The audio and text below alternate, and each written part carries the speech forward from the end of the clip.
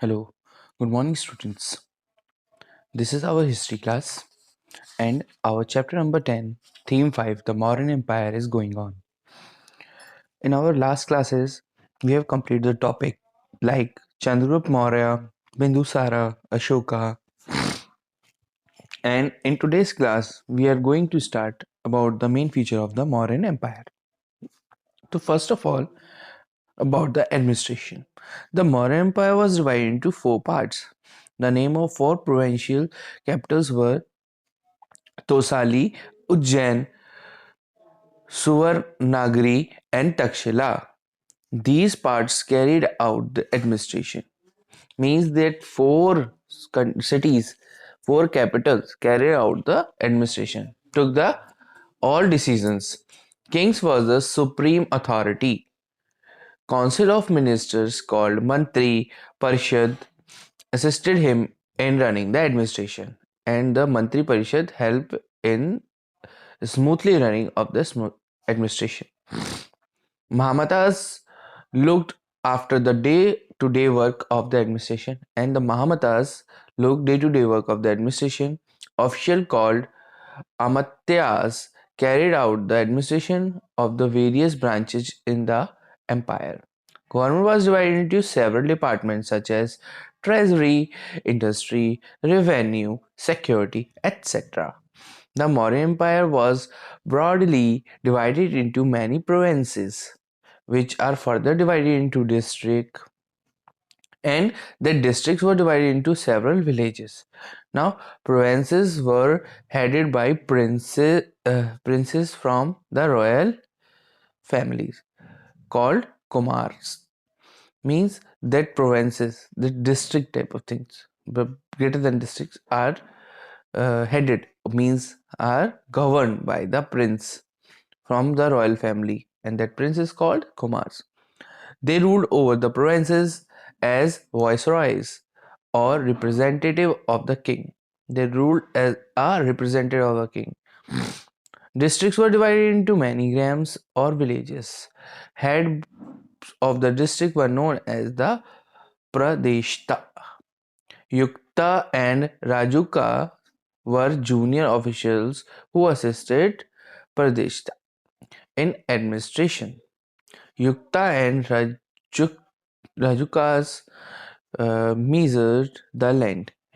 They do the work of Yukta and Rajukas is measuring the land, collected tax, and herders, farmers, traders, and maintained law and order in the district.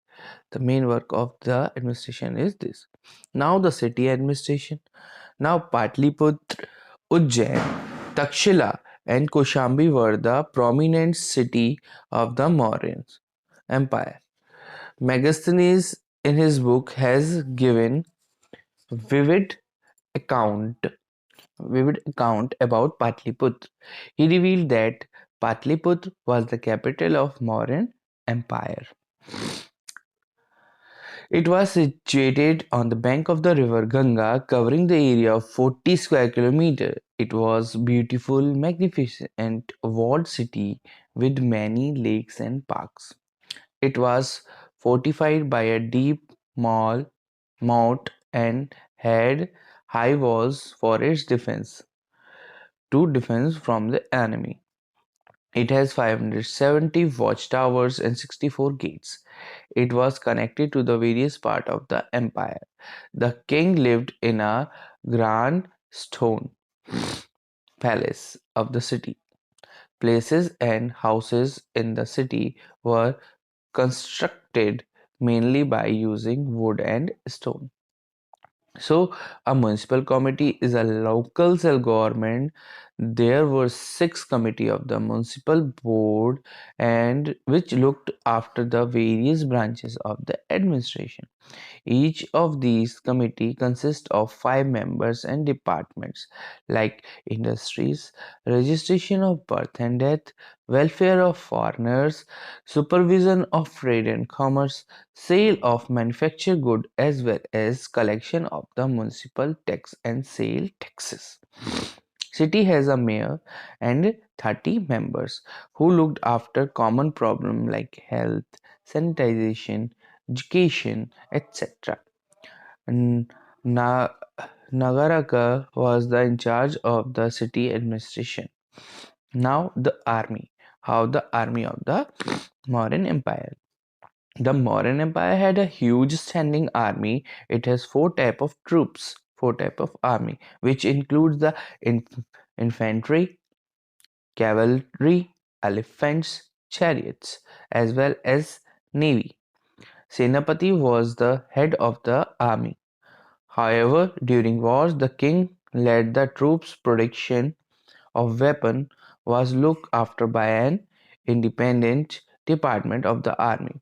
This department was responsible for supplies, bows, arrows, swords, armors, and shield to the army. Now, army maintain the law and order and protect the nation from the enemies. The main work of army is to maintain law and order and to protect the nation from enemies. Soldiers and officers were well trained. They are well trained and paid. Regular military system during modern period consisted of people from all the caste. Now the spy system. Morin has an efficient spy system. Most of the spies were women who were posted in the different part of the country. They informed the king about the various developments taking place in the kingdom. With their help, the king was also aware of the public opinion as well as other viceroys and officials. Now, economy. Taxation. How they collect taxes. Land revenue and agriculture tax was the chief source of income for the whole kingdom. The barley and land tax was the main item of revenue. It varied from one-fourth to one-sixth of the produce according to the fertility of the soil. Apart from the land revenue, other sources of taxes were sale tax, water tax, tax on drinking, gambling, cattle and gifts, custom duties, income from forests and mines, toll tax, as well as fine charges for offences like littering at public places. Now, treasurers treasurer or chief collector was an important official. He was responsible for collecting tax from people. Income derived from taxes was spent on maintaining the army, paying salary of the government officials, charity, on public welfare activities like building hospitals and roads. As the taxation system developed, the government had money to further development of the kingdom. For further development, the kingdom. So, student, now about the occupation. Agriculture was the chief occupation of the people.